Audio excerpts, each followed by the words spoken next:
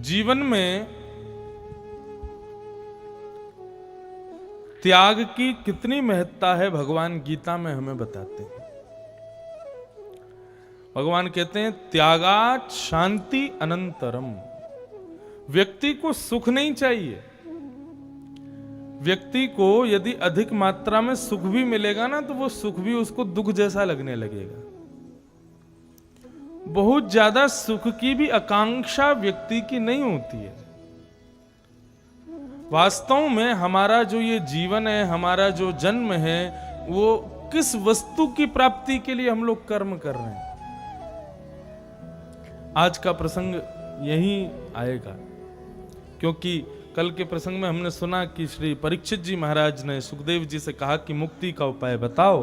तो फिर सुखदेव जी ने उनको समझाया कि भाई तुम्हारे जैसे भक्त को भी मुक्ति मिल जाए और राक्षसों को भी मुक्ति मिल जाए, तो फिर भक्त राक्षस में अंतर क्या है। तुम तो भक्ति की आकांक्षा रखो। और भक्ति की आकांक्षा रखते हुए फिर यहां से जब कथा कहना प्रारंभ किया, तो प्रसंग कुछ इस प्रकार है कि परीक्षित जी पूछते हैं, नारद जी एक बार ब्रह्मा जी से पूछते हैं कि प्रभु आप ब्रह्मा हैं, तो ब्रह्मा होते हुए भी आप किसी अन्य का ध्यान क्यों करते हो, आप तो परम सत्ता हो। तब ब्रह्मा जी उनको समझाते हैं, बोले भैया हम परम सत्ता नहीं है, परम सत्ता नारायण है। ये सब कुछ नारायण के परायण है। मैं ब्रह्मा भी नारायण के परायण हूं, मैं भी उन्हीं का यजन करता हूं। तब संपूर्ण भाव बताए, बोले कि भगवान ने किस प्रकार ब्रह्मा जी को प्रकट किया, प्रकट करके उनको चतुश्लोकी भागवत प्रदान की। तब चतुश्लोकी भागवत को ही ब्रह्मा जी ने नारद जी को प्रदान किया। त्वमे तद विपुली कुरु, तुम इसका विस्तार करो, इस भावना से इस भागवत को लेके जाओ। 4 श्लोकों की भागवत, अब इसका विस्तारीकरण करो। इस भाव से ये प्रसंग चल रहा था। और तृतीय स्कंद में वृंदावन में 2 भक्तों का मिलन होता है, विदुर और मैत्रेय मुनि। विदुर जी महाराज और श्री उद्धव जी महाराज का मिलन वृंदावन में होता है। तब उद्धव जी भगवान के स्वधाम गमन की बात विदुर जी को बताते हैं। विदुर जी बहुत दुखी होते हैं कि ठाकुर जी अपनी लीला पूरी करके चले गए। तब उद्धव जी कहते हैं, ठाकुर जी ने अपने लीला संवरण के समय मुझे भागवत धर्म सुनाया।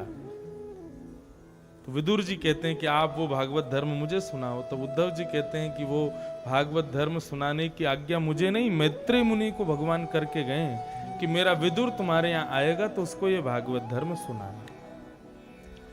और वही भागवत धर्म का उपदेश अब यहां पर मैत्रेय मुनि श्री विदुर जी को कर रहे हैं। ये प्रसंग है।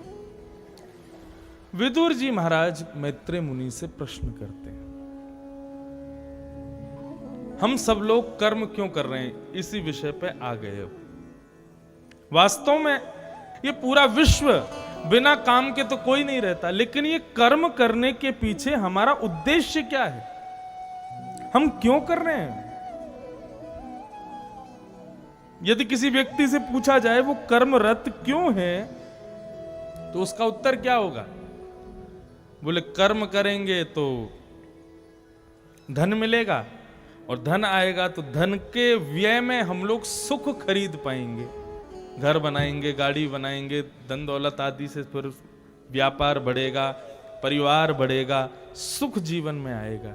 लेकिन आप यहाँ पर कितने सारे वयोवृद्ध भी बैठे हैं, और मुझसे तो बड़े ही बैठे उम्र में लगभग, कितनों को सुख मिल गया। इतने परिश्रम करने के बाद भी, इतना सुबह से शाम तक लगे रहने के बाद भी, क्या हमको सुख की प्राप्ति हुई? नहीं। सुख कैसे मिलता है? केवल अनुभव मात्र। जैसे गर्मी के समय पर जब लू चलती है, गर्म हवा चलती है, लेकिन कभी कभी आपको अनुभव होगा कि आप बाहर बैठे हो या खिड़की खुली हुई है, तो गर्म हवा में कभी कभी एक हल्का सा एक पवन का ठंडा झोंका आया और आपको स्पर्श कर देता है, तो आप बड़े प्रसन्न हो जाते हो, अरे वाह, ठंडी सी हवा आई थोड़ी। ठीक उसी प्रकार सुख है। दुख तो लू की तरह गर्म हवा में बहता जा रहा है, वो तो सदैव रहता ही है जीवन में। सुख केवल स्पर्श मात्र करता है हमारा। तो क्या हम लोग केवल ये स्पर्श मात्र सुख की प्राप्ति के लिए कर्म कर रहे हैं? यदि आपका उत्तर हां है तो ये हमारी कोई उपलब्धि नहीं है कि हम केवल स्पर्श मात्र सुख के लिए इतनी मेहनत कर रहे हैं। भगवान गीता में अर्जुन को बताते हैं वास्तव में मानव को सुख चाहिए ही नहीं। क्यों? हमारे पंडित जी से पूछो, पंडित जी आपको सुख काय में मिलता है? तो पंडित जी कहेंगे कि हमको रसगुल्ला खाने में सुख मिलता है। अच्छा, बोले रसगुल्ला मिल जाए तो ये लगता है कि हम लोग वैकुंठ में हैं, स्वर्ग मिल गया, सब कुछ मिल गया, रसगुल्ला मिल गया। तो अब आदि एक केवल उदाहरण मात्र समझना। उन्ना ही हमारे पंडित जी को रसगुल्ला पसंद है, कहीं पहुंच जाओ लेके, नहीं है ना पसंद।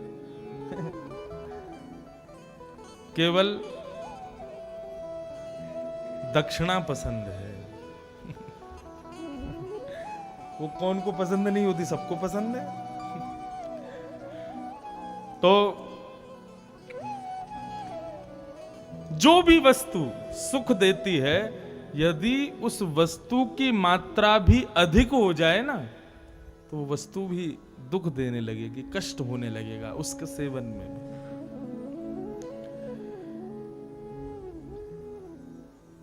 कहने का अभिप्राय मानव को सुख नहीं चाहिए, क्या चाहिए?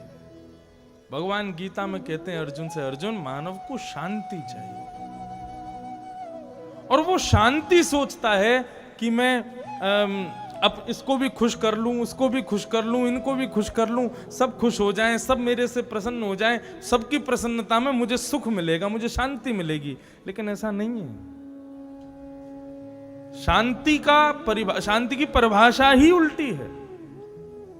सबको स्वयं से जोड़ने का प्रयास करोगे, सबको सुखी करने का प्रयास करोगे, उस चक्कर में तुम ही दुखी होते रहोगे। क्या करें? तो भगवान उत्तर देते हैं, त्यागात शांति अनंतरम। जब तुम त्याग करोगे तब शांति मिलेगी। एक व्यक्ति अपना गांव बदल रहा था, तो गांव बदलने के लिए उसने क्या किया, महाराज चारपाई उल्टी की और चारपाई के ऊपर अपना घड़ा रख लिया, अपने सामान रख लिए, बक्सा रख लिया, और ना जाने क्या क्या पूरे घर का जो भी सामान था वो सब उस चारपाई को उल्टा करके बीच में जो स्थान था वहां पर रख लिया। और जैसे तैसे करके उस चारपाई को अपने सिर पर रखा और चारपाई लेके और सारा सामान उस पर रख के जाने लगा। दूर से एक व्यक्ति ने देखा, भाई इतना भार उठा करके सामने वाला आ रहा है। उसने कहा, भैया तुम इतना भार ढोके कहाँ जा रहे हो? बोले दूसरे गांव में शिफ्ट हो रहा हूं। तो ये तुमको लग नहीं रही सिर पर? दर्द नहीं हो रहा क्या तुम्हारे सिर पर? इतना भार लेके जा रहे हो? तो वो क्या कहता है कि अभी भार लग रहा है, अभी कष्ट हो रहा है, लेकिन आधा एक घंटे में जब मैं दूसरे गांव में पहुंच जाऊंगा तो उसके बाद ये सब उतार दूंगा, सारा सामान बिछा दूंगा, फिर अपनी चारपाई सीधी करके उस पर लेट जाऊंगा, तो फिर यही चारपाई सुख देगी। समझ में आई बात? ऐसा ही हमारा जीवन है। हम लोग सब कुछ अपने माथे मढ़ लेते हैं और विचार क्या करते हैं कि अभी भार लग रहा है, अभी कष्ट लग रहा है, अभी तो लग रहा है बस कि सिर पर बोझ है, थोड़ी देर बाद जब इसका परिणाम आएगा तो सुख लगेगा। लेकिन परिणाम सुख का होता ही नहीं। सुखी कब होगा? जब चारपाई के ऊपर रखे हुए सामान को हल्का करेगा, इसको भी छोड़, उसको भी छोड़, एक एक करके सारा सामान हटा और अंत में चारपाई भी हटा दे, सुखी से जाएगा और सामने तेरा प्रबंध सुखी से अपने आप हो जाएगा। जितना त्याग करेगा उतना शांत, उतना प्रसन्न, और जितना भार उठाएगा। हमारे गुरुदेव कहते थे, जो मुझे शिक्षा देते हैं, कि भाई जितने ज्यादा मित्र उतने दुखी तुम, और जितने कम मित्र उतने प्रसन्न रहो। किसी के 365 मित्र हों तो फिर हर 2 दिन में किसी ना किसी के यहां से कोई ना कोई खबर आती रहेगी, सब में शोक में जाना पड़ेगा, क्योंकि दुख तो सबके जीवन में आता है। और जब मित्रता है तो फिर उसका दुख भी तुमको बांटना पड़ेगा। तो कहने का अभिप्राय केवल इतनी बात, जितना त्याग में जीवन रहेगा उतने प्रसन्न हम रहेंगे। जितना त्याग करोगे उतने प्रसन्न, और जितना संग्रह करोगे उतने दुखी होते चले जाओगे, उतने कष्ट में आते चले जाओगे। लोभ दो प्रकार के होते हैं, एक होता है भोग वृत्ति लोभ और एक होता है संग्रह वृत्ति लोभ। इनकी चर्चा आज प्रहलाद चरित्र में होगी, तब करूंगा। भोग वृत्ति लोभ और संग्रह वृत्ति लोभ, ये दोनों लोभ हैं। तो यहां पर प्रश्न किया महाराज, मानव कर्म क्यों कर रहा है जब उसको सुख मिलना ही नहीं है? तो इसका उत्तर भगवान देते हैं, सेयम भगवतो माया, ये मेरी माया है। व्यक्ति कर्म में रत होता है, व्यक्ति कर्म करता है सुख की प्राप्ति के लिए, लेकिन उसको सुख ही नहीं मिलता। गीता में भगवान एक और बात कहते हैं, व्यक्ति दुखी एक और कारण से होता है। दूसरा कारण क्या है? पहला कारण तो यह है कि वो बहुत भार भर लेता है इसलिए दुखी रहता है, और दूसरा कारण यह है कि वो कर्म बाद में करता है, फल की इच्छा पहले ही सोच लेता है, इसलिए दुखी होता है। बहुत ध्यान से सुनिएगा, हम लोग कर्म बाद में करते हैं, जैसे कि 1 महीने बाद मुझे ऐसा ऐसा करना है, तो वो कर्म करने की अभी तिथि शुरू भी नहीं हुई है, मुझसे पहले सोच लेते हैं मैं ऐसा कर लूंगा तो ऐसा हो जाएगा, ऐसा कर लूंगा तो वैसा हो जाएगा, वो कर लूंगा तो वो हो जाएगा, वहां से इतने लाख रुपए ले लूंगा, वहां से इतना पैसा आ जाएगा, वो सारा संग्रह करके फिर उसको वहां लगा दूंगा, वहां से वो आहा सब बढ़िया हो जाएगा, ऐसा सोच लेते हैं। और भगवान हमसे भी ज्यादा चतुर हैं, हम चतुर हैं, वे चतुर शिरोमणि हैं। ठाकुर जी फिर वही करते हैं जो तुमने सोचा हो ना, वही नहीं होने देते। अच्छा तो तुमने ऐसा सोच रखा था, तो चलो इसमें कुछ ना कुछ अड़ंगा हम डाल देंगे, लो होगा ही नहीं ऐसा। वो एक बड़ी प्रसिद्ध कथा है ना, एक व्यक्ति मटके में तेल लेकर के जा रहा था और रास्ते पर सोचता जा रहा था इसको शहर में जाके 20 रुपए का बेच दूंगा, और फिर 20 रुपए आ जाएंगे, कल 2 मटके खरीद के उनको बेचूंगा, 40 रुपए आ जाएंगे, फिर उनको बेचूंगा, मेरे को इतने आ जाएंगे। ऐसे करते करते करते करते और फिर मेरे पास में जो है मैं खुद की एजेंसी बना लूंगा। फिर आज जैसे मैं किसी के नीचे काम करता हूं, ऐसे मेरे नीचे 100 बच्चे काम करेंगे, और धीरे धीरे मेरा व्यापार इतना बढ़ जाएगा, इतना धनवान हो जाऊंगा कि नगर का सेठ अपनी बेटी का ब्याह मुझसे कर देगा। अभी एक ही मटका लेके जा रहा है, वो इतना सोच रहा है। ख्वाबों के पहाड़ बनाते हैं हम, बेटी से मेरा ब्याह हो जाएगा, बहुत आलीशान घर बना लूंगा अपना, 1 2 3 4 बच्चे होंगे मेरे, 1 साल में 1 बच्चा।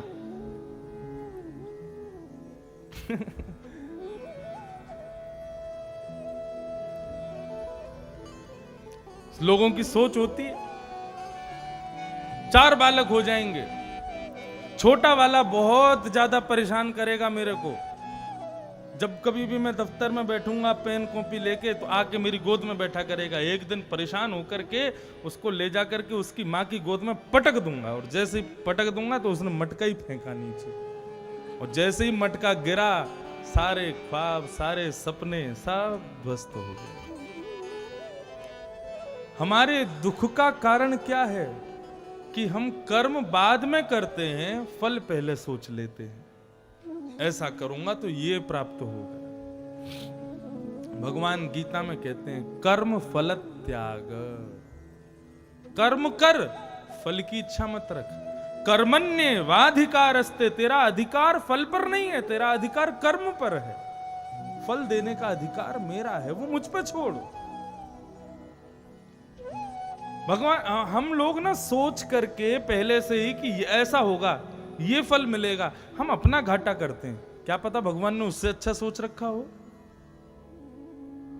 अरे उन पर छोड़ो ना, अपनी जिम्मेवारी अपने ऊपर क्यों रखते हो भाई। महाभारत का एक प्रसंग मुझे इतना पसंद है, इतना प्रिय है, वो जब से मैंने पढ़ा है तब से मैं ज्यादा चिंता में रहता नहीं, ज्यादा फिक्र करता नहीं, ज्यादा ठीक है, जीवन में संकट सबके आते हैं, ऐसा नहीं है कि हम व्यास हैं तो हमारे जीवन में कोई संकट ना आता हो, कोई संत बन जाए तो उसके जीवन में संकट ना आता हो, कोई महंत बन जाए, कोई प्रधानमंत्री बन जाए। प्रधानमंत्री पोस्ट कितनी अच्छी है, कितनी ऊंची पोस्ट है, लेकिन भारत में सबसे ज्यादा चिंता यदि किसी के जीवन में होगी तो उसी व्यक्ति के जीवन में। जीवन में भगवान कुछ भी बना दे लेकिन प्रधानमंत्री कभी नहीं बना। बहुत चिंता वाला काम। महाभारत का एक प्रसंग कि दुर्योधन और अर्जुन दोनों भगवान कृष्ण के पास गए महाभारत युद्ध से पहले। क्यों गए? बोले महाभारत युद्ध में आप किस तरफ रहोगे, कौरवों की तरफ कि पांडवों की तरफ, पूछने गए। तो अर्जुन अपनी व्यवस्थाएं लेकर के गया और दुर्योधन अपनी व्यवस्थाएं लेकर के गया। दोनों ही चाहते थे कि ठाकुर जी हमारे पक्ष में रहें। बहुत ध्यान से सुनिए सब लोग। तो भगवान ने दुर्योधन से कहा कि भाई देखो, भाई हमारा अर्जुन भी है, भाई तुम भी हो, मैं किसी एक पक्ष में तो रहूंगा नहीं, ऐसा नहीं कर सकता कि किसी के प्रति मेरा प्रेम ना हो, दोनों से प्रेम है मेरा। तो दुर्योधन बोले लेकिन फिर भी चुनना तो एक पड़ेगा, ऐसा कैसे करोगे कि तुम दोनों तरफ खेलो, दोनों तरफ से युद्ध करो, ऐसा तो नहीं हो सकता। तो भगवान बोले फिर एक युक्ति निकालते हैं। क्या? एक तरफ मैं रहूंगा और एक तरफ मेरी द्वारिका की सेना रहेगी। दुर्योधन बोले ठीक है। दूसरी बात, मेरी जो सेना रहेगी वह सशस्त्र सेना रहेगी, हाथ में उनके शस्त्र आदि सब रहेगा। वो द्वारिका से बिल्कुल तैयार होकर के जाएंगे युद्ध में। लेकिन मैं जिस पक्ष में रहूंगा, मैं जिस तरफ रहूंगा, मैं प्रतिज्ञा लेता हूं कि मैं शस्त्र नहीं उठाऊंगा, मैं वंशी भी लेके नहीं जाऊंगा, ये सुदर्शन चक्र भी द्वारिका की रक्षा में रहेगा, मैं खाली हाथ जाऊंगा, केवल बस कुछ नहीं करूंगा, अकेला आऊंगा, सिंगल पीस। दुर्योधन बोला अच्छा तुम महाभारत युद्ध में आ रहे हो कि किसी शादी सगाई में आ रहे हो? मतलब खाली हाथ कौन आता है युद्ध में? अरे धनुष बाण तलवार आदि कुछ नहीं लेकर के आओगे तो फिर आना ही क्यों है युद्ध में? भगवान बोले देखो भाई, ये हमारी प्रतिज्ञा है, हम शस्त्र नहीं उठाएंगे। अब तुम दोनों आपस में बात कर लो, एक तरफ मेरी सेना रहेगी, एक तरफ मैं रहूंगा। मैं किस तरीके से रहूंगा, सेना किस तरीके से रहेगी, ये मैंने बता दिया, अब तुम सोच लो क्या करना है। तो दुर्योधन ने बिना अर्जुन से कुछ कहे सीधा बोला नहीं, मुझे आपकी सेना चाहिए, मैं आपकी सेना ले जाऊंगा। भगवान बोले श्योर हो आप? बोले बिल्कुल श्योर हो। बोले आपको ले जाके क्या वहां जय जगदीश हरे स्वामी जय जगदीश दिन रात आरती थोड़ी करूंगा आपकी? एक तो अकेले आओगे और वो भी बिना शस्त्र के आओगे, क्यों ले जाऊं आपको? आपकी सेना ले जाऊं, आप पांडवों के पास ही रहो। दुर्योधन सेना लेकर के चला गया, अर्जुन चुपचाप बैठा था। भगवान ने अर्जुन की ओर देखा, बोले फंस गया ना आप? अरे तू हर बार पीछे रह जाता है, दुर्योधन से पहले बोल देता कि मुझे सेना चाहिए तो बढ़िया। वैसे ही तुम पांडव इतने कमजोर हो, मेरी सेना चली जाती तो बढ़िया, थोड़ा बहुत युद्ध में काम जीत जाते थोड़ा बहुत। अब अकेला मैं आऊंगा और मैं भी शस्त्र लेके नहीं आऊंगा। ये तो मैंने उसके लिए बोला ताकि दुर्योधन तू सेना मांग ले, इसलिए मैंने बोला कि मैं शस्त्र नहीं लूंगा। लेकिन अब तेरे पक्ष में मैं ही आऊंगा। तेरा दुर्भाग्य है अर्जुन, अब तुझे मुझको ही रखना पड़ेगा अपनी तरफ। अर्जुन उठ करके भगवान के पास आया और भगवान से बोला आपको ये किसने बोला कि मैं कुछ मांगने आया था? बोले नहीं, दुर्योधन यही तो बोला कि आप किस पक्ष में। बोले वो दुर्योधन का मत था, मैं तो कुछ कहने नहीं आया, मैंने एक शब्द बोला अभी तक। बोले नहीं तुमने कुछ नहीं बोला। बोले मैं आपसे कुछ मांगने नहीं आया था और ना ही आपसे कुछ मांगने आया, ना ही आपको मांगने आया, मैं आपको भी मांगने नहीं आया था। भगवान बोले तो फिर क्यों आए थे? अर्जुन चरणों में बैठ गया, ठाकुर जी के चरण पकड़ के कहता है महाभारत युद्ध होने वाला है, मैं आपको मांगने नहीं आया, आपसे कुछ मांगने नहीं आया, मैं तो खुद को आपको देने आया हूं, आप मुझको रख लीजिए। आप मुझको शरण में रख लीजिए, मेरे स्वामी बन जाइए। करिष्ये वचनम तव, आप जो कहेंगे मैं वो करूंगा। यदि मैं आपको मांगूंगा तो आप मेरे अतिथि हो जाएंगे, फिर मैं जो कहूंगा वो आपको करना पड़ेगा। मैं इतना पागल नहीं हूं कि मैं निर्देश करूं और आप करो। मैं तो वही करूंगा जो आप कहोगे। इसलिए प्रभु ये महाभारत युद्ध है, मेरी रक्षा करो, मुझे बताओ। बंधुओं, इसको कहते हैं समर्पण। भक्ति की 3 धारा होती हैं, पहला विश्वास, दूसरा संबंध और तीसरा समर्पण। ठाकुर जी पे पहले तो विश्वास करो, दूसरा ठाकुर जी से कोई ना कोई संबंध बनाओ, और तीसरी बात अपना सर्वस्व ठाकुर जी को अर्पित कर दो। मैं एक पद गाता हूं ना, पूर्ण समर्पण। कर्म फल त्याग, कर्म करो लेकिन फल की इच्छा मत रखो। फल त्याग दो, फल ठाकुर जी पर छोड़ दो। जो आपको उचित लगे, जो आपको प्रिय लगे, वो हमें प्रदान करो। तो इस प्रकार श्री विदुर जी महाराज प्रश्न कर रहे हैं और मैत्रेय मुनि उत्तर दे रहे हैं। आगे सृष्टि का वर्णन करते हुए श्री मैत्रेय मुनि जी ने स्वयंभू मनु और शत्रुपा की कथा को कहा। स्वयंभू मनु शत्रुपा की 3 पुत्री और 2 पुत्र हुए। संपूर्ण सृष्टि कैसे बनी वो पूरी बात यहां पर बड़े विस्तार से कही गई। पृथ्वी कैसे बनी, पृथ्वी पर पेड़ कैसे बने, मानव कैसे बने, जीव कैसे बने, जंतु, उन सब का पूर्ण व्याख्यान यहां किया गया। और उसमें बताया कि महाराज ब्रह्मा जी ने अपने अंग के 2 भाग किए, जिसमें बाम भाग से शत्रुपा और दाहिने भाग से स्वयंभू मनु प्रकट हुए। ये प्रथम प्राणी हैं, प्रथम जीवात्मा हैं इस पृथ्वी के, शत्रुपा और स्वयंभू मनु। स्वयंभू मनु महाराज शत्रुपा की 3 पुत्री हुई, देवहूति, आकुति, प्रसूति। 2 पुत्र हुए, प्रियव्रत और उत्तानपाद। अब यहां पर देवहूति का प्रसंग कहा गया। श्री देवहूति जी का ब्याह कर्दम ऋषि के साथ में संपन्न हुआ। कर्दम ऋषि ने तपस्या की और तपस्या 1000 वर्ष बाद जब पूर्ण हुई, तब भगवान से कर्दम ऋषि ने वरदान मांगा कि हे प्रभु, भगवान बोले वरदान मांगो। कर्दम ऋषि ने कहा कि एक ऐसी कन्या से मेरा ब्याह करा दो जो बिल्कुल सीधी सादी हो, बिल्कुल मेरे जैसी हो, जो अनुकूल हो, ऐसी कन्या से मेरा ब्याह करा दो। भगवान इतने प्रसन्न हुए, बोले तुमने तपस्या के बाद में ये मांगा मुझसे, मुझे बड़ी प्रसन्नता हो। चिंता मत करो कर्दम ऋषि, परसों स्वयंभू मनु अपनी बेटी देवहूति के साथ यहां आएंगे और तुमसे देवहूति का ब्याह कर देंगे। बंधुओं देखो, जीवन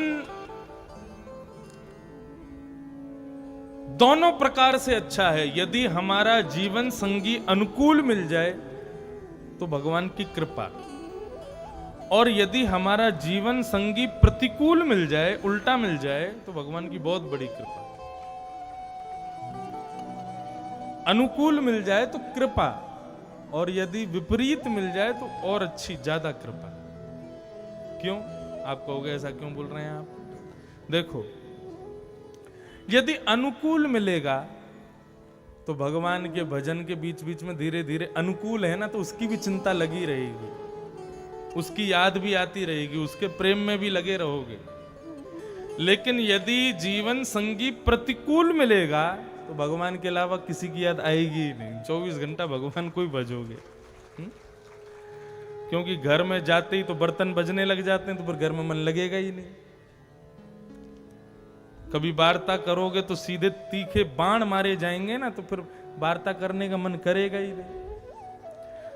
तो अनुकूल मिल जाए तो कृपा समझो, चलो दोनों मिलके भजन कर लोगे। लेकिन प्रतिकूल मिले तो फिर एकांतवासा, झगड़ा ना जासा, बोलते रहो, तुम अपना भजन में लगे रहो। आप जितने भक्तों को उठाएंगे, अधिकतर भक्तों की पत्नी या पति प्रतिकूल ही थे, अनुकूल तो बहुत कम थे। तो ठाकुर जी प्रतिकूल इसीलिए देते हैं कहीं तुम्हारा मन नहीं लग जाए उसमें। और यदि भगवान अनुकूल दे रहे हैं ना, तो इसमें भी भगवान की चतुराई समझना। आपने मुझे अच्छी पत्नी या अच्छी पति इसलिए दिया ताकि इसमें मेरा मन लगा रहे। आप स्वयं से मेरा मन हटाना चाहते हो, इसलिए अच्छी पत्नी दी है मुझे। प्रतिकूल मिले ना तो खूब कृपा ठाकुर जी की समझना, लेकिन प्रतिकूल संग मिलने पर बहुत मुश्किल होता है निभाना। लेकिन निभा जाओ तो तुम परम सदगति को प्राप्त करोगे। कर्दम ऋषि ने अनुकूल पत्नी मांगी 1000 वर्ष की तपस्या के बाद। भगवान इतने प्रसन्न हो गए। भगवान बोले, भैया जिस घर में नारी का सम्मान होता है ना, उस घर में बालक थोड़ी जन्म लेते हैं, उस घर में देवता जन्म लेते हैं। लेकिन हे कर्दम ऋषि, तुम्हारे हृदय में नारी के प्रति इतनी उदारता देख करके, इतना सम्मान देख करके तुम्हारे घर कोई देवता नहीं आएगा, मैं ही तुम्हारा पुत्र बन के आऊंगा।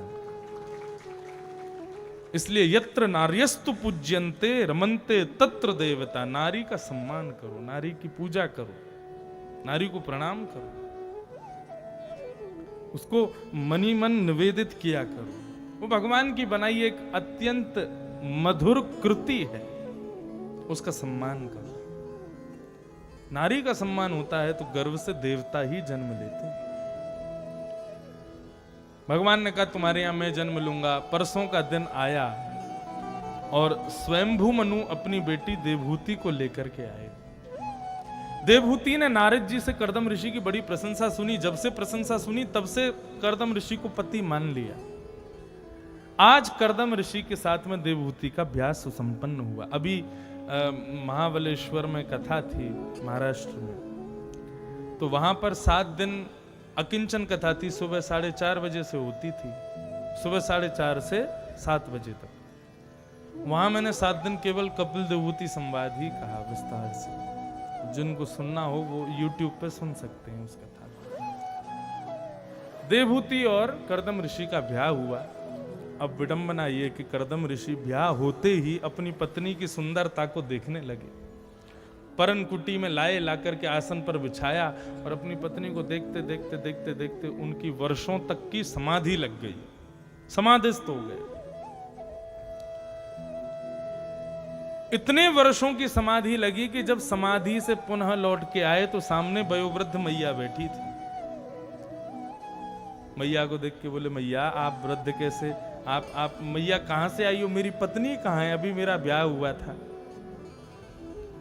बिना दांत वाली अम्मा बोली, मैं ही आपकी पत्नी देवहूति हूं। बोले तुम तो क्या स्थिति हो गई आपकी? बोले अब आप ब्याह होते ही समाधि में चले जाओगे तो फिर हमका युवान थोड़ी बने रहेंगे। कर्दम ऋषि प्रसन्न हो गए, बोले कि देवी तपस्या मैंने नहीं तुमने की, अपना संपूर्ण जीवन न्योछावर कर दिया। मांगो वरदान, क्या चाहिए तुमको?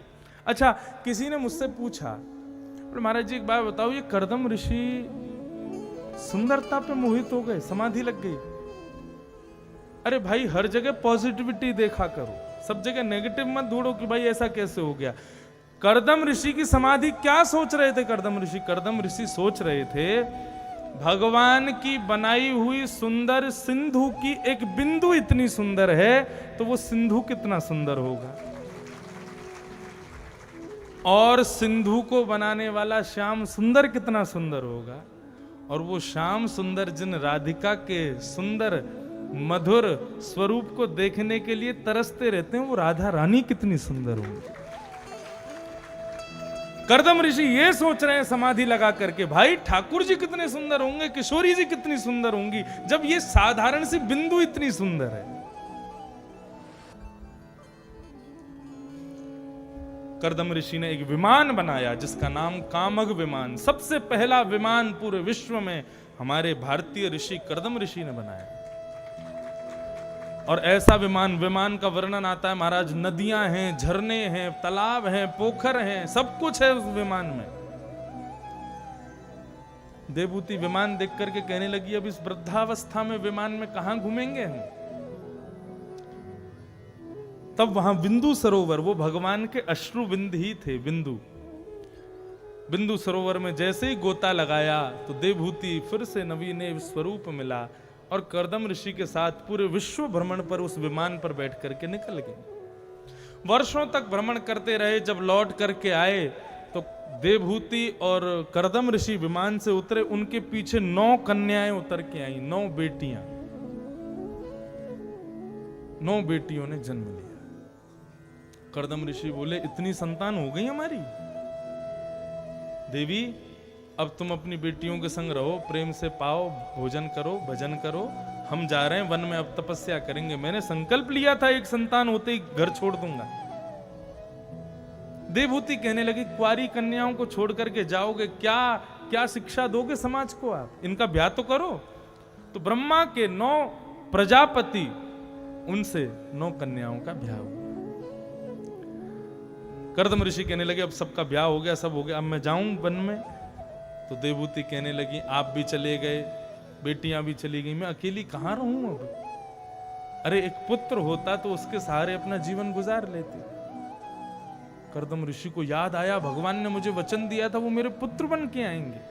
तब भगवान की आराधना करते हुए 10वीं संतान के रूप में कर्दम देवभूति के यहां पर भगवान कपिल का प्रादुर्भाव हुआ। बोलो कपिल भगवान की। कपिल भगवान प्रकट हुए। कपिल भगवान प्रकट होते ही उनकी आयु कुमार अवस्था के समान वो हो गए, बाल अवस्था में ज्यादा देर रहे नहीं। कर्दम ऋषि ने प्रणाम किया, बोले प्रभु अब आप विराजो, मैं वन में जाने की आज्ञा मांगना चाहता हूं। भगवान बोले जाओ, वन में जाके भजन करो। और यहां पर देवभूति ने आज सुगम संयोग जान करके अपने पुत्र का तिलक किया, माला पहनाई और पर ब्रह्म के स्वरूप में उनकी पूजा करके और कुछ अपने जीवन के उपयोगी प्रश्न अपने पुत्र से पूछे। इसी को कहते हैं कपिल देवभूति संवाद। देवभूति प्रश्न कर रही हैं, संपूर्ण तो नहीं, 1-2 श्लोक हम लोग जरूर सुने। देवभूति क्या कहती है भगवान से? मैं अपनी इंद्रियों की इच्छाएं पूरी करते करते हार चुकी हूं, लेकिन मेरी इंद्रियों की इच्छाएं पूरी नहीं हो रही हैं। आज इंद्रियों की इच्छाएं पूरी करते हैं, इंद्रियां कल फिर दूसरी इच्छा प्रकट कर देती। इंद्रियां समझते हैं आप लोग? इंद्रियां किसको कहते हैं? पंच ज्ञानेंद्रिय, पंच कर्म इंद्रिय। पंच ज्ञानेंद्रिय तो केवल और केवल हमारे मुंह के ये इतने अंडर में ही आ जाती हैं। ज्ञानेंद्रिय मतलब जिससे आपको कुछ ज्ञात होता है, जैसे कि हमारे वृंदावन में बहुत सर्दी पड़ रही है। ये सर्दी पड़ना, गर्मी पड़ना हमको कैसे पता चलता है? हमारी त्वचा हमको बताती है। ये पहली ज्ञानेंद्रिय। संगीत बहुत सुंदर बज रहा है, ये हमको कौन बताता है? कान, दूसरी ज्ञानेंद्रिय। इत्र की, पुष्प की सुगंधी बहुत मधुर है, नाक बताती है, तीसरी ज्ञानेंद्रिय। खंडवा के लोग बहुत सुंदर दिखते हैं, कौन बताता है? आंख। शाम को सांझा चूल्हे का प्रसाद खा के महाराज तृप्ति हो जाती है, कौन बताता है? जीव। कितनी इंद्रियां हो गई? 5। आंख, नाक, कान, त्वचा और जीव, ये हैं 5 ज्ञानेंद्रिय। और ऐसे ही 5 कर्म इंद्रिय, जिनसे आप कोई कर्म को गति प्रदान करते हो, जैसे हाथ, पैर, मुख और 2 गुप्त इंद्रिय। इस प्रकार से ये 10 इंद्रियां मानव शरीर में हैं। देवभूति कह रही है, मैं अपनी इंद्रियों की एक इच्छा पूरी करती हूं और थोड़ी देर बाद इंद्रिय दूसरी इच्छा कर देती है। कान कहते हैं मुझको किशोर कुमार के गाने सुनाओ। एक बार सुना दिया, लेकिन थोड़ी देर बाद कहेंगे अब जगजीत सिंह सुनाओ, थोड़ी देर बाद कहेंगे अब अरिजीत सिंह सुनाओ।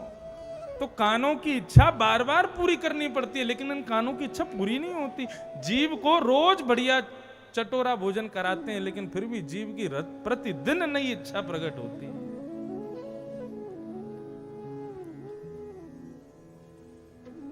क्या करें ऐसा जिससे हमारी इच्छाएं नष्ट हो जाएं, कोई इच्छा ही ना रहे, जैसा मिल जाए, जो मिल जाए, जैसी परिस्थिति हो, सब में हम प्रसन्न हो जाएं।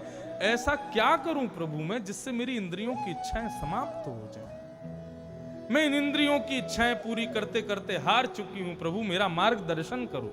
कितना अच्छा प्रश्न किया देवहूति ने। भगवान उत्तर दे रहे हैं, मैया क्या करना है? मां, व्यक्ति की इंद्रियां बिगड़ती कैसे हैं ये जान लें तो पता चल जाएगा सुधरेंगी कैसे। हमारी इंद्रियां बिगड़ती हैं संग की वजह से। हम जैसा संग करते हैं, जैसे लोगों के साथ रहते हैं, उनको खाता पीता उठता बैठता, उनको चलता फिरता देखते हैं, उनकी गतिविधि से हमारी इंद्रियां बिगड़ने लग जाती हैं, हमारी आदतें बिगड़ने लग जाती हैं, हमारी व्यवस्थाएं बिगड़ने लग जाती हैं। इसलिए मां, यदि इंद्रियों को शांत करना है, इंद्रियों को प्रसन्न करना है, इंद्रियों को सुरक्षित रखना है, तो अपना संग सुधारो। कैसा संग करो? बोले आध्यात्मिक संग करो। बहुत ध्यान से सुनिए। संग से क्या नहीं सुधर सकता। यदि संग रहना शुरू कर दें हम किसी अच्छे सत्संगी के, तो धीरे धीरे हमारी गतिविधि बदलने लग जाएगी। मां, संग सुधारो। और दूसरी बात, आप कह रही हो इंद्रियां बिगड़ी हुई हैं, हाथ बिगड़े हुए, कान बिगड़े हुए, आंख बिगड़ी हुई, जीभ बिगड़ी हुई। नहीं मां, इनको दोष मत दीजिए। ये आंख, नाक, जीभ, कान, त्वचा, हाथ, पैर, गुप्त इंद्रिय, ये बिगड़े हुए नहीं है, बल्कि ये तो वो करते हैं जो आप चाहते हो।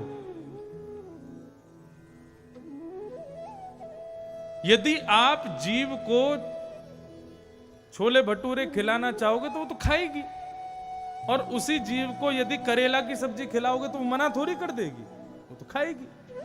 वो तो आपकी आज्ञा के लिए। ये 10 भगवान ने नौकर दे रखे हैं हमको, 10 इंद्रियां, ये तो वही करेंगी जो हम चाहेंगे।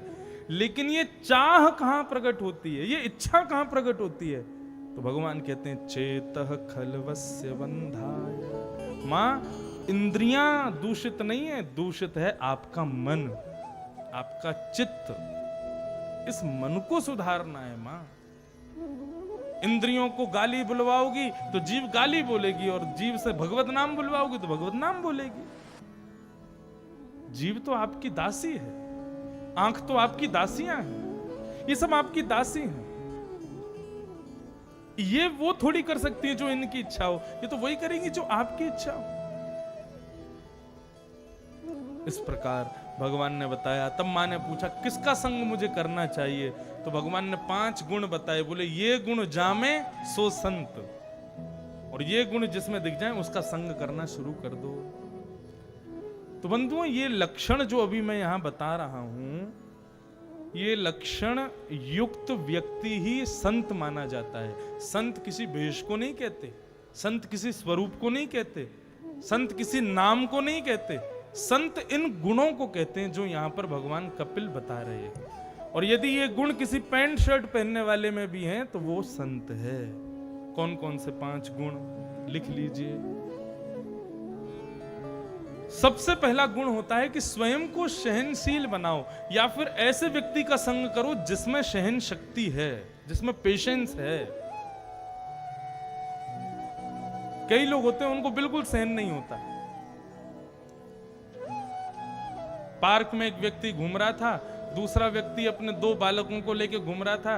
तो एक व्यक्ति ने उनसे कहा कि भाई तुम्हारे बच्चे बहुत अच्छे हैं, दोनों तुम्हारे हैं।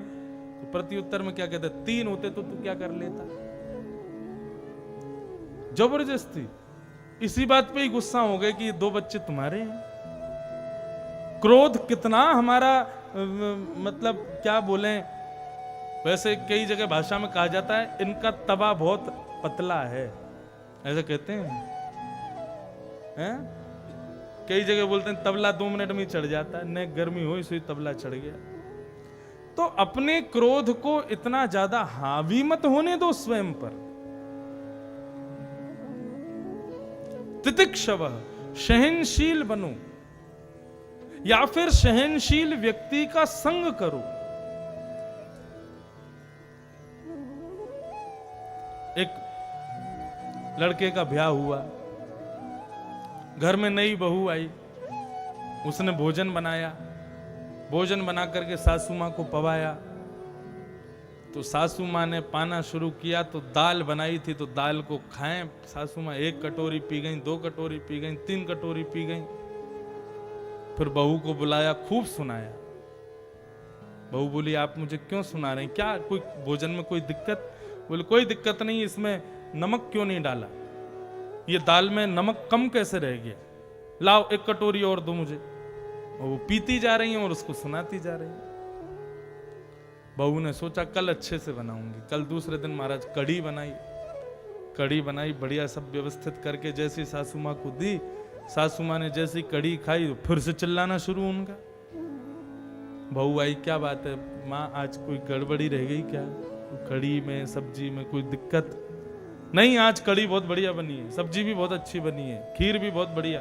तो फिर दिक्कत क्या, आप सुना क्यों रहे हो? मैं इसलिए सुना रही हूं, तुमने आज अच्छी बनाई, कल क्यों बिगाड़ दी थी, इस बात पर सुना रही। कल अच्छी क्यों नहीं बनाई थी? क्रोध बेवजह। आगे कथा में प्रसंग आएगा, नरक जाने वालों के लक्षण क्या हैं। जो लोग नरक जाने वाले हैं उन लोगों के लक्षण बताए गए हैं शास्त्र में। उसमें सबसे पहला लक्षण क्या है? पहला गुण अत्यंत कोप, भयंकर गुस्सा। यदि किसी व्यक्ति को बात बात पे गुस्सा आता है और पता रहता है इसको गुस्सा आने वाला है, इसको क्रोध आएगा ही आएगा और ये गुस्से में तोड़ेगा फोड़ेगा सब करेगा, भयंकर क्रोधी व्यक्ति को नरक जाने से कोई नहीं रोक सकता।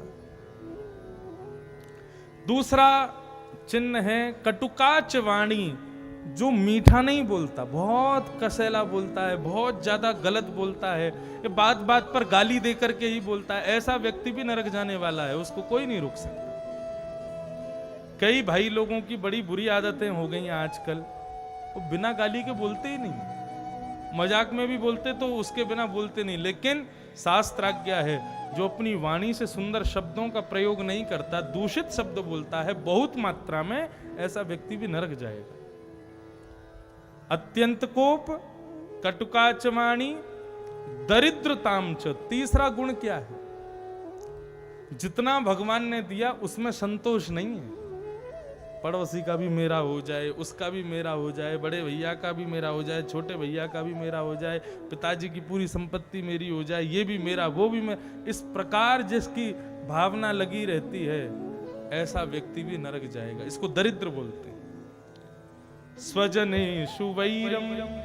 चौथा लक्षण, अपने परिवारी जनों से जो बैर करता है, उनसे बात नहीं करता, उनसे मिलता नहीं है, उनको निमंत्रित नहीं करता, उनसे प्रेम से हंस के बोलता नहीं है, ऐसा व्यक्ति भी नरक जाएगा। जो अपने माता पिता से ही बैर करता है। नीच प्रसंग,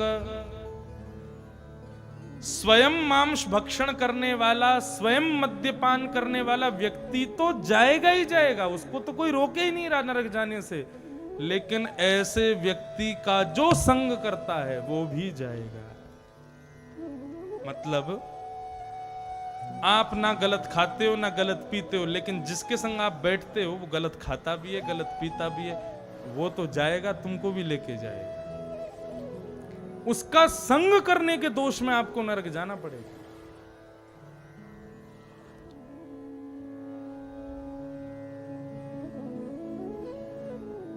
नीच प्रसंग, कुलहीन सेवा।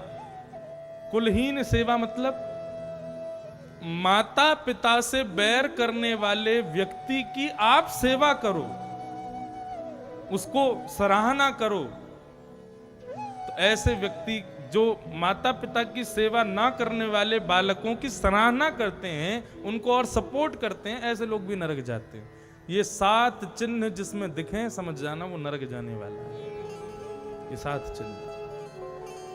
तो बंधुओं, किसका संग करना है? श्री कपिल भगवान बता रहे हैं, पहला गुण होना चाहिए तितिक्षवः, सहनशीलता। दूसरा गुण होना चाहिए कारुणिका, सर्वदेहिनां, समस्त देहधारियों पर करुणा करने वाला हो, यानी कि मानवों पर भी करुणा करे, जीवों पर भी करुणा करे, सब पर करुणा करे, ऐसा व्यक्ति भी ऐसे व्यक्ति का संग करना चाहिए। अजात शत्रवः, जिसका कोई शत्रु नहीं है, जिसके मन में किसी के प्रति भी बैर भावना नहीं है, ऐसे व्यक्ति का संग करना चाहिए। शांता, अंतिम गुण क्या होना चाहिए संग करने वाले का? बोले शांत हो, ज्यादा बोलने वाला ना हो। देखो बहुत जो बोलते हैं ना, बहुत बोलने वालों से जितना हो सके दूर रहना चाहिए। बहुत बोलने वाले व्यक्ति की जीव में दो दुर्गुण आ जाते हैं। पहला दुर्गुण असत्य, झूठ बहुत बोलेंगे, और दूसरा दुर्गुण आता है कि वो जो बात बोलेंगे उसकी महिमा खत्म हो जाती है। इसलिए अत्यंत बोलने वाले व्यक्ति का संग ना करें। शांता, जो बहुत शांत रहता हो, बहुत कम बोलता हो, ऐसे का संग करो। भगवान कपिल बता रहे मैया ये 5 गुण जिसमें दिखें उसका संग करने लग जाओ, आपके जीवन में सुख आ जाएगा, आपका जीवन, आपकी इंद्रियां शांत हो जाएंगी, आपका सब कुछ मंगल हो जाएगा। इस प्रकार भगवान कपिल माता देवहूति को समझा रहे हैं। देवहूति माता ने आगे भगवान की दर्शना विधि के प्रश्न पूछे। हे प्रभु, जब कभी भी आपका दर्शन करने के लिए मंदिर में जाएं तो सबसे पहले किस अंग का दर्शन करना चाहिए? आपके मुख को देखें, आपकी माला को देखें, आपके चरणों को देखें, किसको देखना चाहिए? तब भगवान कपिल कहते हैं मां, मंदिर में प्रवेश करते ही सबसे पहले मेरे चरणों का दर्शन करना चाहिए। मां, सबसे पहले मेरे चरणों का दर्शन करना चाहिए। लोग मंदिर में जाते हैं, मंदिर में जाके कई लोग तो आंख बंद करके खड़े रहते हैं। मंदिर में आंख बंद नहीं करनी चाहिए, मंदिर में तो नेत्र खोल के देखना चाहिए। ठाकुर जी को निहारो, देखूं नंद कुमार नयन भर, देखूं नंद कुमार। जितना हो सके नयनों में भर करके ठाकुर जी को देखो।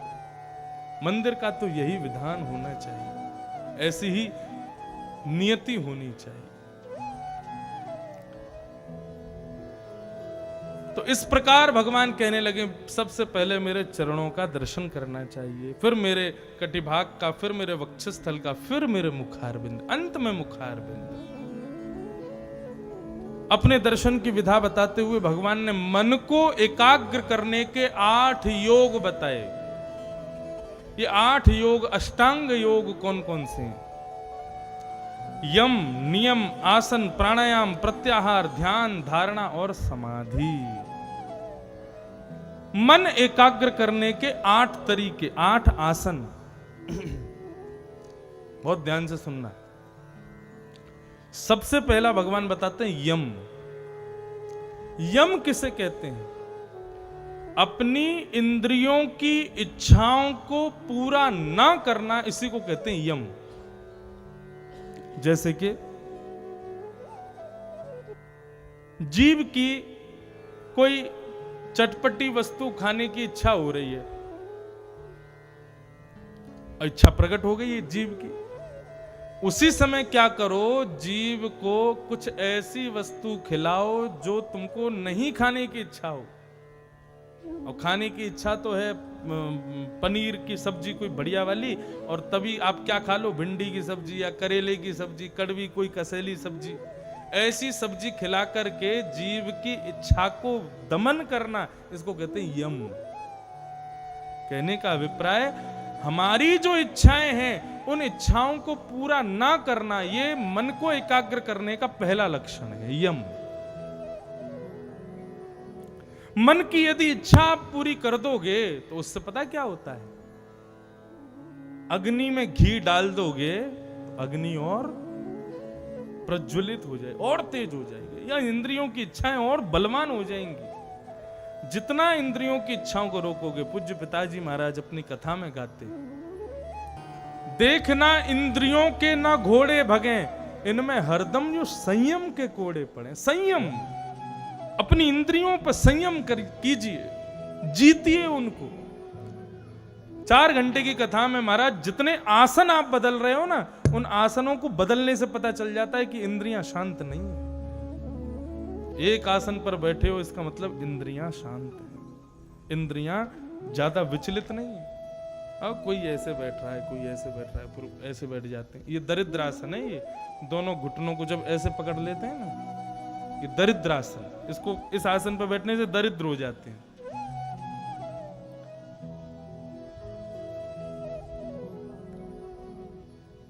एक आसन पर बहुत देर तक यदि व्यक्ति बैठ पाता है तो समझ जाओ उसकी इंद्रियां विचलित नहीं है, कंट्रोल में है। अपनी इंद्रियों को संयमित करो, अपने मन को सुमार्ग लगाते चलो। और जब भी इंद्रियों की इच्छाएं प्रकट होना, एक नियम अपना लीजिए। जब भी इंद्रियां परेशान करें, जब भी कोई इंद्रिय अपनी ओर खींचे, आंख कहे कि मुझको कुछ सुंदर सी चीज दिखाओ, कान कहे मुझे सुंदर सा कुछ सुनाओ, त्वचा कहे मुझे सुंदर सा कोई कपड़ा पहनाओ, मॉल लेके चलो, शॉपिंग करवा के लाओ, ऐसी स्थिति में मंदिर में बैठ करके फिर भजन करो। अपनी इंद्रिय को संयमित करो। उस समय जब भजन करोगे ना तो भजन में बहुत मन लगेगा, भजन में बहुत नियुक्ति हो। क्यों?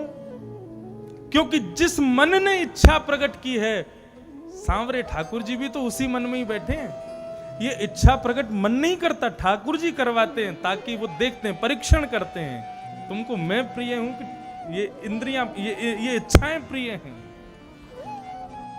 मन को लुभा जाएं।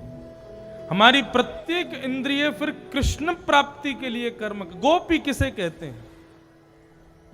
गो माने इंद्रियां और पी माने पीना। जो अपनी प्रत्येक इंद्रिय से कृष्ण को पीना चाहवे उसको गोपी कहते हैं। या दोहनने बहनने मथनोपलेप प्रेंखें खनार भरुदितो क्षणमार जनादऊ। श्रीमद् भागवत में श्री शुकाचार्य जी वर्णन करते हैं गोपियों की परिस्थिति कैसी है। बोले दही धो रही हैं, अपने घर में चौका लगा रही हैं, कोई भी काम कर रही हैं, हर स्थिति में केवल श्याम सुंदर का स्मरण करती हैं। नेत्रों की कुछ देखने की इच्छा नहीं है। तो यम यानी कि अपनी इंद्रियों की इच्छाओं का दमन करना। यम नियम, अपने जीवन में कोई ना कोई प्रातः काल सुबह उठते ही एक नियम जरूर मानव का होना चाहिए, जिसका आप कभी भी परित्याग ना करो, वो नियम। आसन को जीतने का प्रयास करो। एक आसन पर बहुत देर तक रहने का प्रयास करना चाहिए, मन उससे स्थिर होता है। प्राणायाम करो। तो यम, नियम, आसन, प्राणायाम, प्रत्याहार, पांचवी वस्तु है प्रत्याहार, यानी कि आहार की शुद्धि। ये बहुत बड़ी, हमारे मन को विचलित करने का बहुत बड़ा कारण होता है आहार। हम कैसा भोजन करते हैं, कहां का जल पीते हैं, कहां का अन्न खाते हैं, उससे हमारा मन बहुत विचलित होता है। इसलिए सब जगह खाना, सब जगह पीना नहीं चाहिए। बहुत मर्यादित होकर के ही भोजन प्रसाद का सेवन करना चाहिए, उससे मन एकाग्र होता है। यम नियम, आसन, प्राणायाम, प्रत्याहार और फिर ध्यान, धारणा, समाधि, ये अष्टांग योग, ये 8 योग हैं। इनसे मन एकाग्र होता है, भगवान इस प्रकार बता रहे हैं। और इस प्रकार देवहूति माता को संपूर्ण ज्ञान प्रदान करते हुए भगवान ने माता देवहूति से प्रश्न किया, मैया मैंने इतना सब कुछ बताया, आपको क्या समझ में आया? तब मां ने उत्तर दिया, अहो वतस्वप चोतो गरीयान यज्जहु अग्रे वर्तते नाम तुभ्यम ते पुस्तपस्ते जुहुः स्वस्निरार्या ब्रह्मानुचुरनाम गृणन्ति एते। हे प्रभु,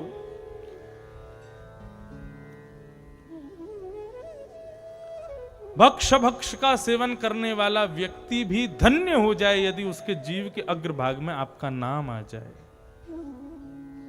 यदि वो आपके नाम गुणानवाद में रति हो जाए उसकी, तो आपका नाम ही उसके जीवन को परिवर्तित कर देगा, संभाल देगा, संवार देगा। इसलिए भगवान के नाम का निरंतर जिह्वा पर रसस्वादन पान करते रहो। यदि हमारे कोई विकार भी होंगे ना, तो विकार भी बदल जाएंगे। एक मेरी बात बहुत ध्यान से सुनिएगा। आज एक काम कीजिएगा, मानव के अंदर कितने अवगुण हैं ये केवल 2 लोग जानते हैं। मेरे अंदर कितने अवगुण हैं ये केवल 2 लोग जानते हैं। आपके अंदर कितने अवगुण हैं वो भी 2 ही लोग जानते हैं। एक तो भगवान जानते हैं और एक आप स्वयं जानते हैं, तीसरा कोई नहीं जानता। शादी ब्याह होने के बाद में पति जानती हो, पत्नी जानते हो, ऐसा भी नहीं है। वो भी कई गुण ऐसे अवगुण होते हैं उनको जीवन भर निकल जाता है, फिर भी पता नहीं चलता ये अवगुण था इनके अंदर।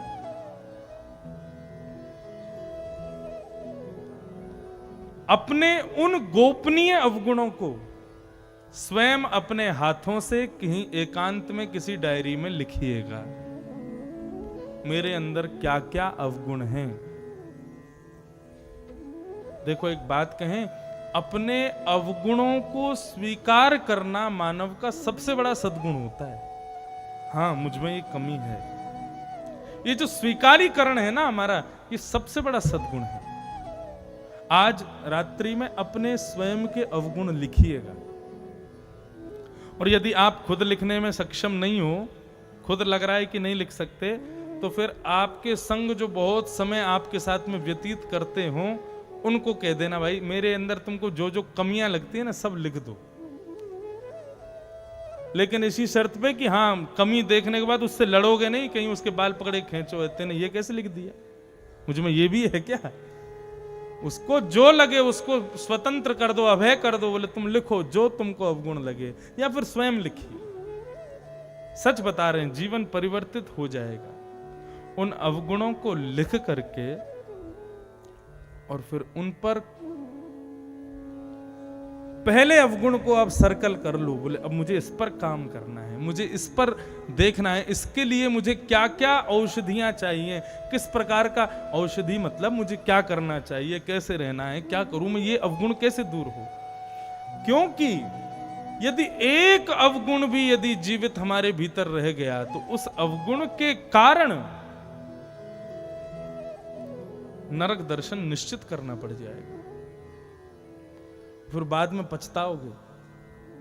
हम चाहते तो अपने अवगुणों को ठीक कर सकते थे, लेकिन हमने नहीं किया। इसलिए जीवन बहुत कम समय का रह गया है। इस कम समय के जीवन में ये भागवत आदि ग्रंथों से मिलने वाले सद्विचार, सद्भावों को जीवन में लाइए और अपने अवगुणों को सुधारिए।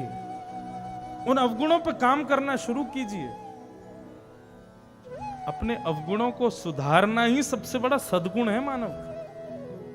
आदत बुरी सुधार लो, बस हो गया भजन। कई लोग पूछते हैं ना, महाराज जी हमें कोई नियम बता दो, हम क्या नियम किया करें, हमें कोई भजन बता दो, कोई नाम बता दो, कोई मंत्र बता दो। अगर ये पूछने की बहुत इच्छा है तो यही सोच लीजिए, आपके जितने अवगुण हैं उन अवगुणों को सुधारने की क्रिया आज से शुरू कर दीजिए। यही नियम अपना लीजिए। जिस दिन आपके सारे अवगुण सुधर गए उसी दिन मुक्त हो जाओगे संसार से।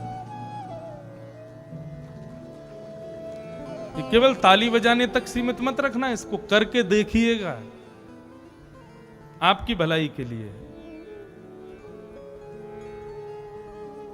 भगवान का नाम हमारे समस्त प्रकार के अवगुणों को नष्ट करता है।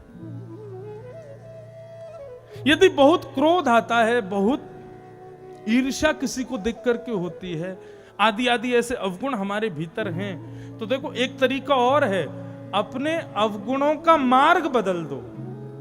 यदि अवगुण यदि आपका कोई गुण संसार के लिए प्रयोग किया जाता है तो वो अवगुण बन जाता है, और वही गुण भगवान के लिए यदि किया जाए तो वही सद्गुण बन जाएगा। जैसे क्रोध, किसी को बहुत क्रोध आता है, कि पति पे आता है, बच्चों पे आता है, परिवार पे आता है, अपने घर में काम करने वालों पर आता है, तो क्रोध उन पर करना ये विकार है, ये अवगुण है। लेकिन वही क्रोध यदि ठाकुर जी पे आ जाए ना तो वही भक्ति बन जाएगा, वही प्रेम भक्ति बन जाएगा।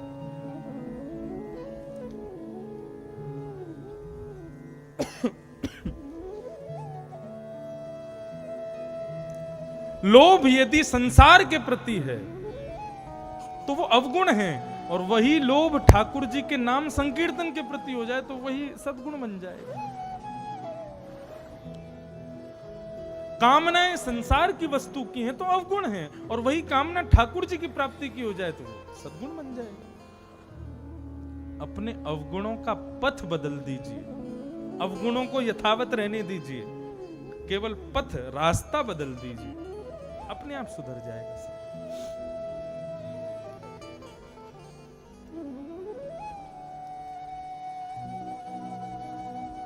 इस प्रकार देवहूति कपिल का अद्भुत संवाद हुआ।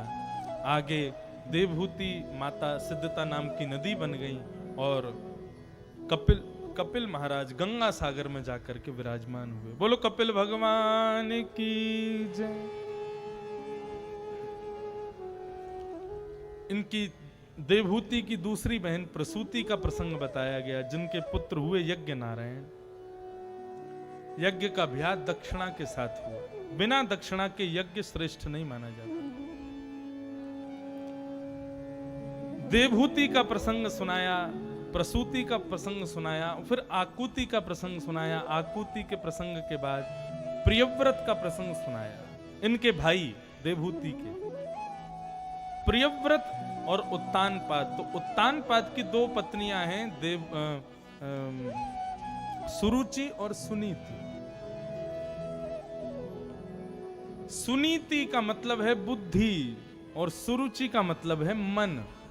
प्रत्येक मानव उत्तानपाद है और प्रत्येक मानव की दो पत्नियां हैं, बुद्धि और मन।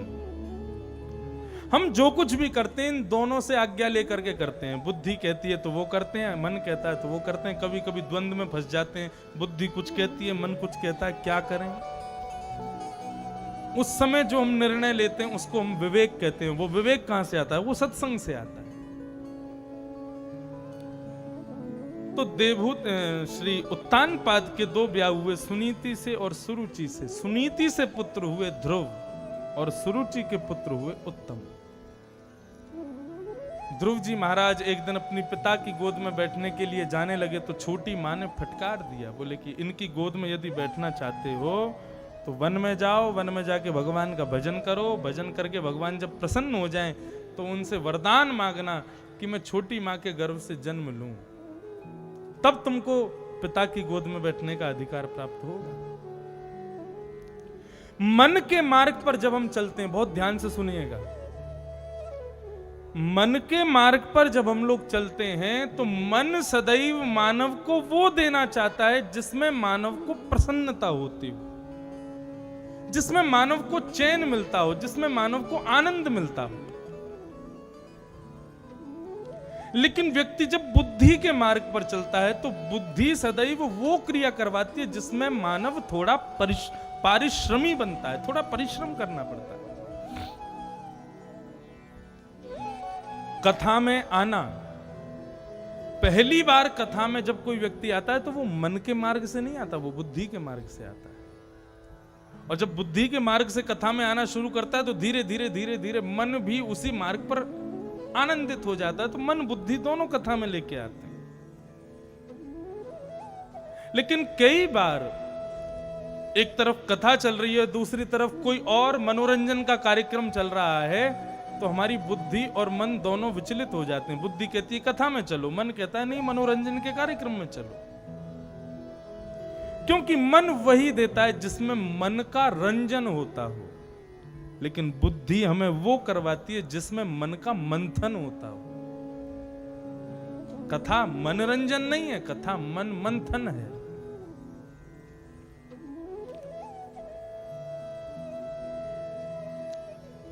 ध्रुव को डांटा छोटी मां ने। छोटी मां मन का स्वरूप है। ध्रुव को डांटा। ध्रुव रोते रोते अपनी मां के पास गए। ध्रुव की मां सुनीति ने समझाया, बेटा क्या हुआ? ध्रुव ने शिकायत नहीं की। बालकों को शिकायत करने की आदत माताएं कभी ना सिखाएं। शिकायत जो बालक बहुत करते हैं बचपन से ही, चुगली करना, शिकायत करना, ये सदलक्षण नहीं है बालकों का। कोई घटना हो जाए, किसी प्रकार की कोई बात हो जाए, उसको जितना गोपनीय रखना बालकों को सिखाओगे उतना भलाई है भविष्य के लिए। ध्रुव जी ने शिकायत नहीं की छोटी मां की। दासी ने आकर के बताया, बोले छोटी मां ने डांटा है ध्रुव जी को आज। तब मां ने गोद में लिया, ध्रुव को समझाया, बेटा तुम रोते क्यों? माँ ने क्या कहा? माँ ने यही तो कहा कि तुम वन में जाकर के भगवान का भजन करो। ध्रुव बोले नहीं, माँ ने ये भी कहा कि वन में जाके भजन करो, भगवान जब प्रकट हो जाएं तो कहना मैं छोटी माँ के गर्भ से जन्म लिया। सुनीति ने कितना अच्छा समझाया ध्रुव को। सुनीति कहती है ध्रुव स्वयं को हंस बनाओ। हंस का स्वरूप होता है, पानी और दूध मिले हुए हो ना तो हंस दूध पी जाता है, पानी छोड़ देता है। स्वयं को हंस बनाओ। सामने वाला क्या कह रहा है तुम केवल उतना ही सुनो जो तुम्हारे लिए उपयोगी है। वो अतिशयोक्ति जो बोल रहा है उसको मत सुनो। छोटी माता ने कहा वन में जाके भगवान का भजन करो, केवल इतना ही सुनो। उसके आगे उसने क्या कहा? उसको भूल जाओ, तुम वन में जाओ, जाओ बेटा अभी से चले जाओ, भजन करो। 5 वर्ष के ध्रुव जी छोटे से अपनी मां को प्रणाम करते हैं और वन की ओर प्रस्थान कर रहे हैं। श्री नारद जी महाराज जैसी देखते हैं ध्रुव छोटा सा बालक वन में जा रहा है, परीक्षा लेने के लिए आ गए। बेटा कहां जा रहे हो? वन में जा रहा हूं। किस लिए? भगवान का भजन करने। बोले वन में भगवान थोड़ी रहते हैं, वन में तो बब्बर शेर रहता है, वन में तो रीछ रहता है, वन में हाथी रहता है, भगवान थोड़ी रहते हैं। ध्रुव जी महाराज कहने लगे वन में कौन रहता है ये मुझे आप बता रहे हैं, आप कौन हो? अपना परिचय दीजिए। नारद जी महाराज बोले मैं नारद हूं। ध्रुव जी मुस्कुराने लगे, बोले आप झूठ बोल रहे हो, आप नारद नहीं हो। नारद जी बोले क्यों? मैं नारद क्यों नहीं हूं?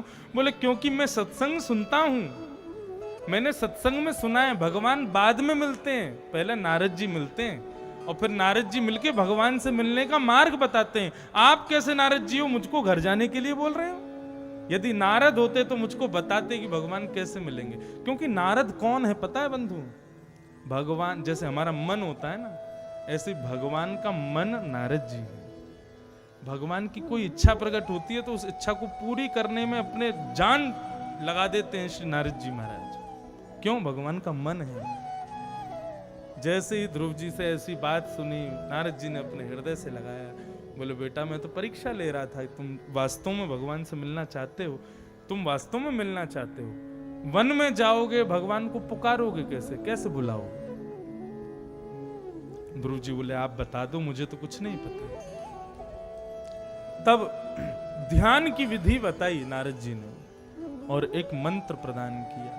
बंधुओं ये मंत्र नहीं है, ये श्लोक नहीं है, ये भगवान का फोन नंबर है। ये श्लोक सही बता रहा हूं, हंसो मत, सच में भगवान का फोन नंबर है। इसको जितना हो सके डायल करते रहा करो। क्या? ओम नमो भगवते वासुदेवाय, ओम नमो भगवते वासुदेवाय।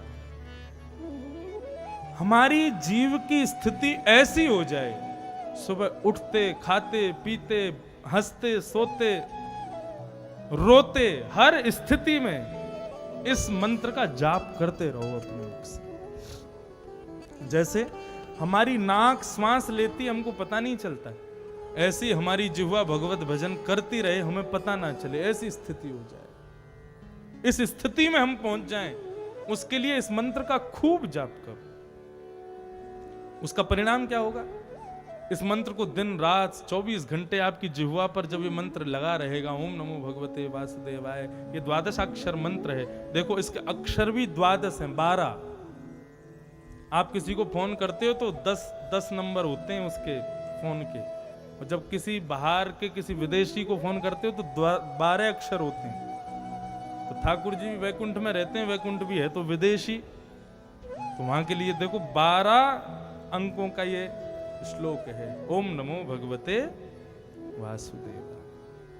इसका पुनरपि पुनः बार बार यदि इसका मंत्र का जाप किया जाए तो एक दिन खंडवा की गली में कहीं ना कहीं श्याम सुंदर जरूर दिखेंगे, उनका दर्शन निश्चित होगा। ठाकुर जी के 3 दर्शन होते हैं। पहला दर्शन होता है स्वप्न दर्शन, दूसरा दर्शन होता है आभास दर्शन, आपको ऐसा लगेगा कि शायद वो यहीं कहीं है, और तीसरा दर्शन प्रत्यक्ष दर्शन। इन तीनों दर्शनों की जो सिद्धि है यदि उस पर पार करना चाहते हो, उस पर पहुंचना चाहते हो, तो इस मंत्र का खूब जाप करो। कितने प्रमाण हैं श्रीमद् भागवत में, इसी मंत्र के माध्यम से ठाकुर जी ने दर्शन दिया। अच्छा, दूसरी बात, इस मंत्र का कोई नियम नहीं कि शुद्धता रखो या वैसे रखो, कैसे भी जपो, ठाकुर जी का भाव रखो बस, और खूब जाप करो। नारद जी महाराज ने मंत्र प्रदान किया। श्री ध्रुव जी महाराज वन में पधारे, और वन में आते ही पहला महीना जैसे ही प्रारंभ हुआ, ध्रुव जी महाराज ने तपस्या करना प्रारंभ किया।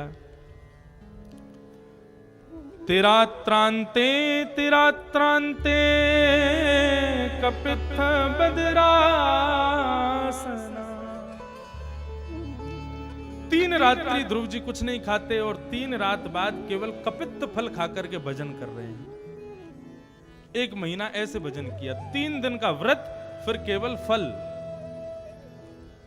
दूसरा महीना जैसे प्रारंभ हुआ, ध्रुव जी ने थोड़ा और कठिन किया। द्वितीयम च तथा मासम षष्ठे षष्ठे भकोर दिने।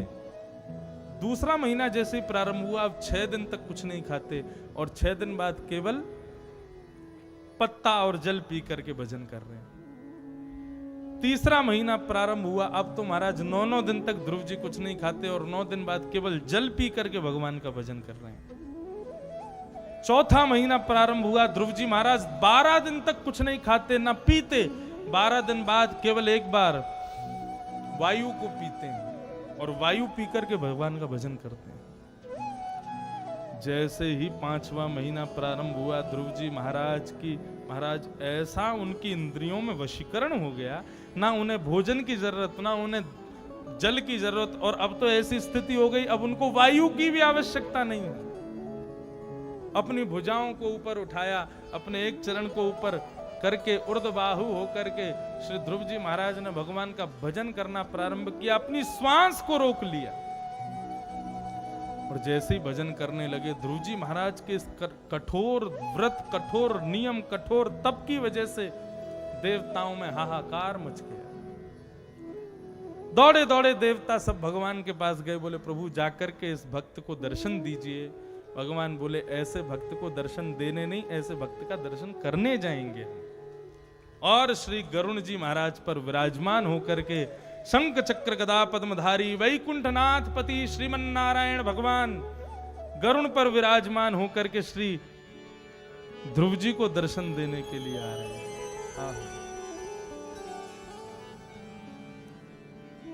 गरुण जी महाराज आकर के विराजमान हुए। आगे ध्रुव जी हाथ जोड़ करके नेत्र बंद करके खड़े हैं। ठाकुर जी ने जैसे ध्रुव जी को देखा, ध्रुव जी के हृदय में झांक के देखा, तो जो स्वरूप बाहर खड़ा था वही स्वरूप ध्रुव जी को भीतर दिख रहा था। ठाकुर जी ने चुटकी बजा करके उसको अंतर ध्यान किया। जैसे ही हृदय का स्वरूप अंतर ध्यान हुआ, विचलित होकर के ध्रुव जी महाराज ने अपने नेत्र खोल करके देखा, तो सामने गरुण पर शंख चक्र गदा पद्मधारी चतुर्भुज नारायण खड़े हैं। देख करके आनंदित हो गए, नृत्य करने लगे, भाव विह्वल हो गए। बोलो भक्त वत्सल भगवान की जय। देखो ध्रुव जी की हर महीने का भजन अलग था। ध्रुव जी एक जैसा भजन नहीं कर रहे थे, हर महीने अपने भजन में नवीनता ला रहे थे, उत्सुकता ला रहे थे। ऐसे ही हमारा भजन, एक जैसा भजन रोज करते रहेंगे तो फिर भगवान भी बोर हो जाएंगे। बोले तुम क्या एक जैसी चीज रोज करते हो, कुछ ना कुछ नवीनता अपने भजन में लाओ, कुछ नयापन लाओ। ध्रुव जी के भजन से भगवान प्रकट नहीं हुए, ध्रुव जी के भजन में जो जिद है ना, उस जिद से भगवान प्रकट हुए। लिख लीजिएगा, जब तक भक्त जिद्दी नहीं होगा ना, तब तक भगवान नहीं मिलेंगे। जैसे बालक किसी वस्तु की प्राप्ति के लिए जिद्दी हो जाता है, अपनी माँ के साथ जाता है तो कोई खिलौना देख लेता है, उस खिलौने की तरफ उंगली करता है, मुझे वो चाहिए। माँ कहती, माँ जानती है वो खिलौना टूट जाएगा, वो खिलौने को ये रखेगा नहीं संभाल के, लेकिन इसको 2 मिनट के लिए केवल चाहिए हाथ में पकड़ने के लिए।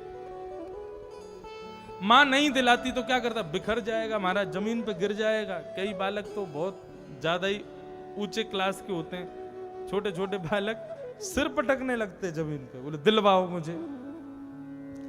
जब बालक को ऐसा जिद्दी देखती है माँ तो क्या करती है, अंत में हार के वो खिलौना दे देते, बोले ले रख इसको पकड़।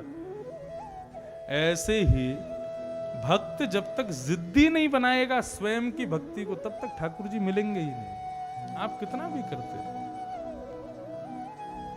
स्वयं की जिद हो। ध्रुव जी ने जिद पकड़ ली, तभी तो हर 2 दिन में अपना व्रत बदल देते हैं। खाना कम कर दिया, पीना कम कर दिया, सब कुछ बंद कर दिया, तब जाके ठाकुर जी को आना ही पड़ा। ऐसे ध्रुव जी। अब ध्रुव जी महाराज के सामने ठाकुर जी खड़े हैं। ध्रुव जी ठाकुर जी को देख रहे हैं। इतना सुंदर वर्णन किया गया है ध्रुव जी के मन में ठाकुर जी को देख के क्या इच्छा प्रकट हो रही है। तद्दर्शने नागत साध्वसच्चिता ववन्दतांग विनमय्य दण्डवत् दृग्भ्यां प्रपश्यन् प्रपिबन्निवार्भक शुम्बन्निवास्येन भुजैरिवारिसल।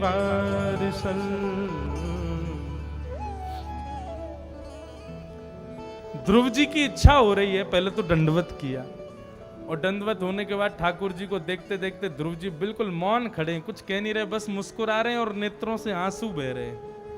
5 वर्ष के हैं केवल ध्रुव जी। किसी ने पूछा ध्रुव जी शांत क्यों खड़े हैं, तो यहां पर लिखा है दृग्भ्याम प्रपश्यन् प्रपिबन्निवार्भक शुम्बन्निवास्येन भुजैरिवारिसल।